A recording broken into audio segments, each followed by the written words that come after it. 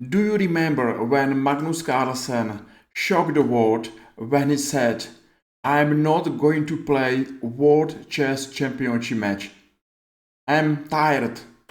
If there is no Alireza Firouzja, he is my motivation, he is my inspiration, and that's exactly happened.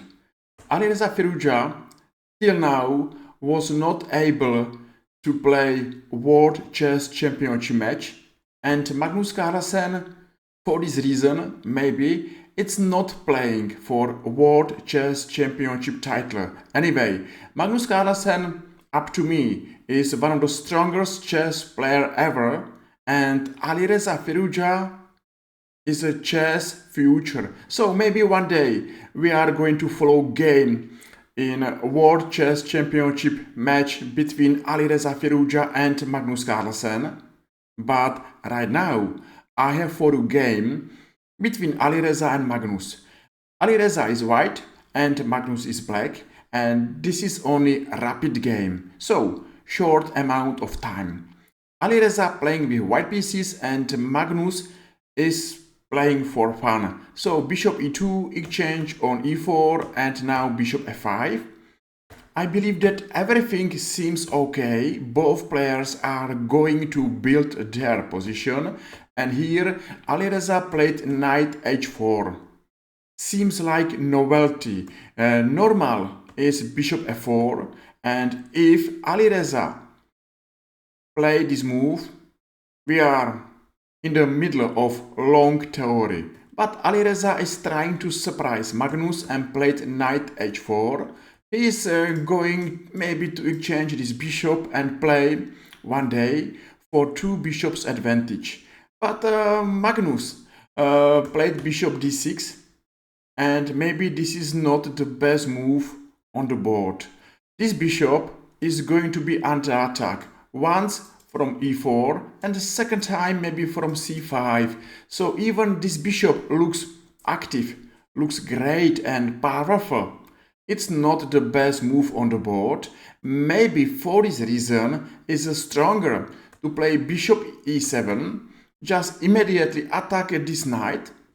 And I believe that in this case white is going to exchange on g6, and looks okay for black to have open h-file, to go for long castle and launch counter-attack against white's king. This position looks a simple position and as a good position for Magnus Carlsen.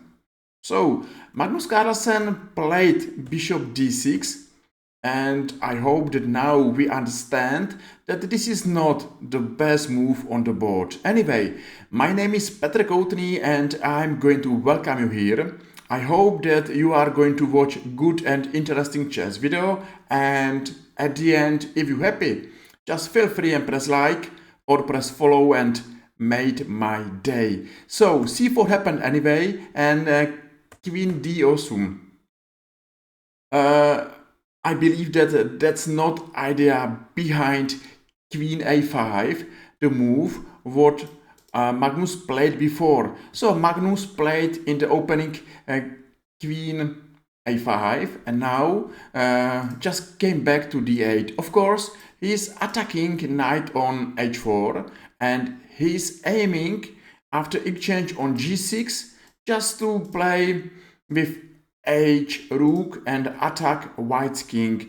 Maybe d5 is now a super strong move, and looks like this is a great move what Alireza missed. So it's a time to speak about this move. Just imagine that Magnus is going to take on h4.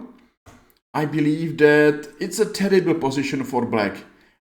This bishop is under attack from the queen, and this knight is under attack from the pawn, and behind everything there is a weak black king sitting unhappy in the middle of the board. So there was a good variation, and there was a good way how to play sharp position. You know, I don't believe that Magnus is doing well.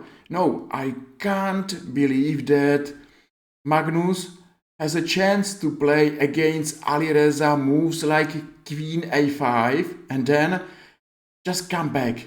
So okay, knight g6 happened, not the best, but not not blunder, exchange, and now d5.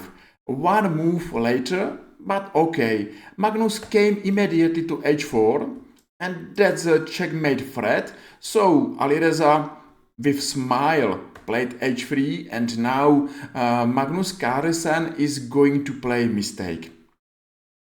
It's interesting game, of course. We know 100 games where Magnus Carlsen is nearly perfect. He's playing like chess machine, and sometimes even Magnus Carlsen has a bad day. So the right way is to take by a c pawn, and now e5 seems okay because black's king, it's not under fire and it's not in huge danger. But Magnus Carlsen took with e-pawn, and you know, the feeling about black's king sitting in the middle of the board, it's the feeling that something went wrong for Magnus Carlsen. So exchange anyway, and now c5. I believe that e5 is stronger, but okay, let's go on. And maybe now bishop g4 is the best move on the board, but a4 happened. It's interesting, not losing anything, and it's active. Magnus played a5, and again, this is not the best move on the board.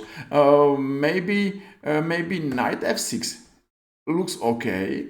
It's a mistake to take bishop g3 because here is rook a3, and this rook looks terrible danger. Maybe it's going to b3, e3, attacking this queen, defending pawn on h3, and here I believe in white's full compensation, save for missing pawn. Who cares about pawn in the middle game where black's king is a weak king? So that was only option what says how this position is going to be difficult and why Alireza played move a4.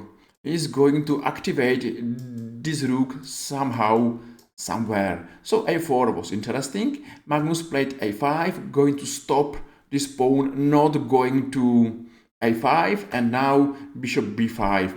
Knight f6, okay, Magnus is going to bring this knight to game. It's important to one day play with all pieces and check on e1. Okay, that's a nice shot to black's king, because now black's king is a shaking and went to d8, and now rook a3.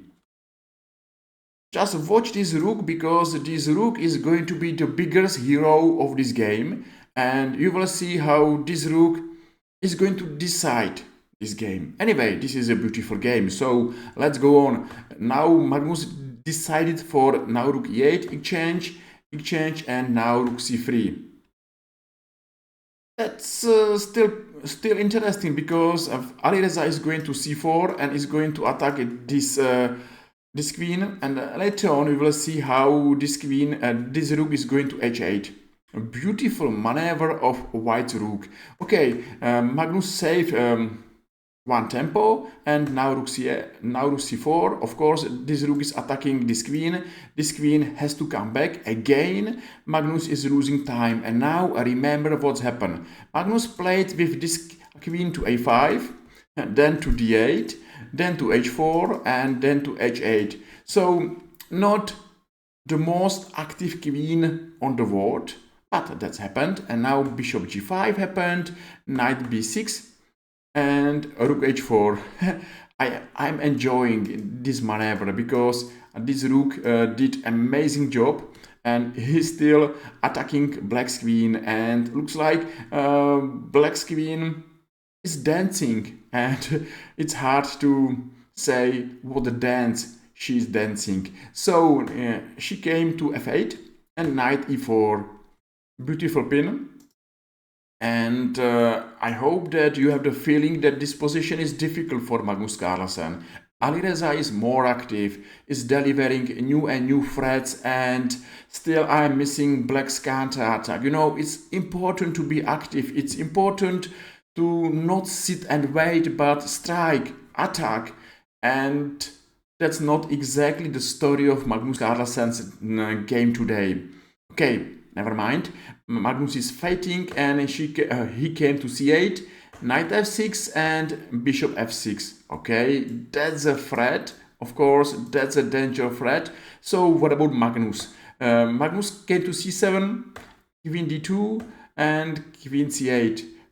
Finally, he is going to attack pawn. It's important to understand that the attacker is the next winner, and it's important to attack opponent's weak pawns.